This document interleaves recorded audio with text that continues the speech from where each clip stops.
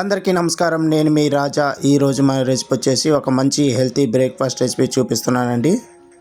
రాత్రి మిగిలిన అన్నము పడేయకుండా అందులోకి 1 కప్పు దాకా రవ్వ వేసుకొని ఈ రెసిపీ చేసి చూడండి. చాలా అంటే చాలా బాగుంటుంది. 1కి 4 తింటారు ఇలా చేసి పెట్టారంటే. అలా ఉంటుంది రుచి మాత్రం. అలాగే మన సబ్స్క్రైబర్స్ కూడా ఆయిల్ లేకుండా ఏదైనా రెసిపీ చేసి చూపించమని చెప్పారు. సో వాళ్ళ కోసము ఈ రెసిపీ తప్పకుండా ట్రై చేయండి. ఎలా చేయాలో పూర్తి వీడియో చూడండి.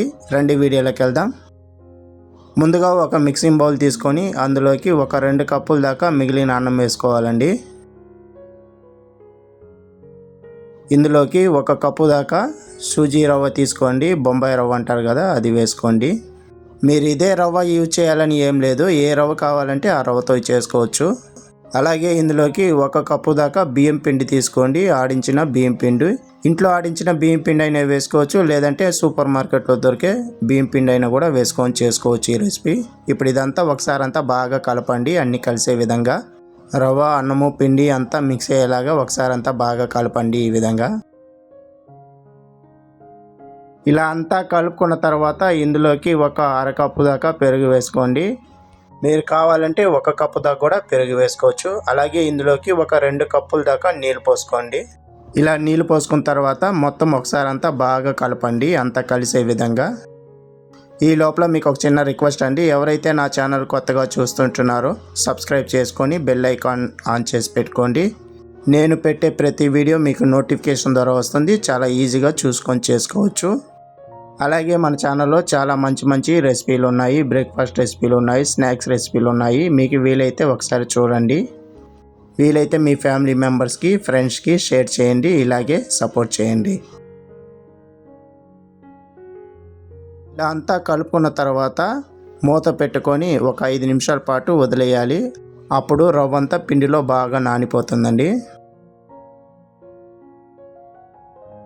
5 నిమిషాల తర్వాత చూపిస్తాను చూడండి పిండి అంతా ఎలా నానిపోయిందో రవ్వలో. ఇప్పుడు దీన్ని మనము గ్రైండర్లో వేసుకొని గ్రైండ్ చేసుకుందాము.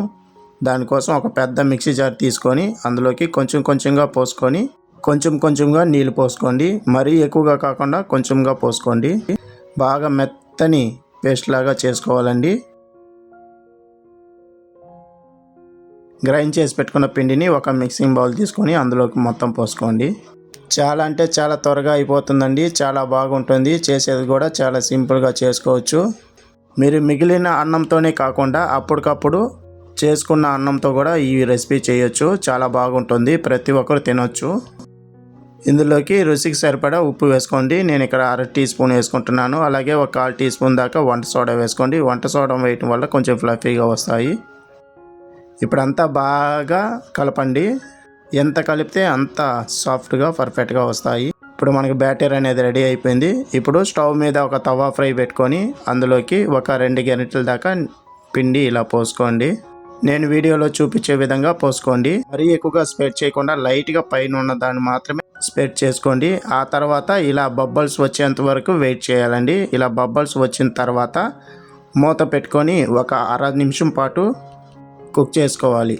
మంట వచ్చేసి లో టు మీడియం మంట అడ్జస్ట్ చేసుకుంటూ చేసుకోవాలి. ఇందులోకి కొంచెం కూడా ఆయిల్ పోసుకోకూడదు. 1/2 నిమిషం తర్వాత మూత తెరిచి చూడండి. ఎంత పర్ఫెక్ట్గా వచ్చిందంటే అంత పర్ఫెక్ట్గా వచ్చింది. ఎంత సాఫ్ట్గా ఉందో చూడండి. మీరు కూడా ఇదే విధంగా చేసుకొని ఫీడ్బ్యాక్ నాకు చెప్పండి మీకు ఎలా వచ్చిందని. ఈ దోశలు వచ్చేసి ఒక మంచి ఎర్రకారం పెట్టుకొని తింటుంటే అదిరిపోతుంది. తప్పకుండా ట్రై చేయండి. ఈ వీడియో మీకు నచ్చినట్లయితే లైక్ చేయండి, షేర్ చేయండి, కామెంట్ చేయండి. మరిన్ని వీడియోస్ కోసం నా ఛానల్ సబ్స్క్రైబ్ చేసి పెట్టుకోండి. ఇలాంటి మంచి రెసిపీలు నేను మీకు చేసి చూపిస్తాను. ఈ వీడియో పైన మీ అభిప్రాయం చెప్పండి. మీకేమన్నా డౌట్ ఉన్నట్లయితే నన్ను అడగండి, తప్పకుండా రిప్లై ఇస్తాను. మళ్ళీ వీడియోలో కలుద్దాం. ధన్యవాదాలు.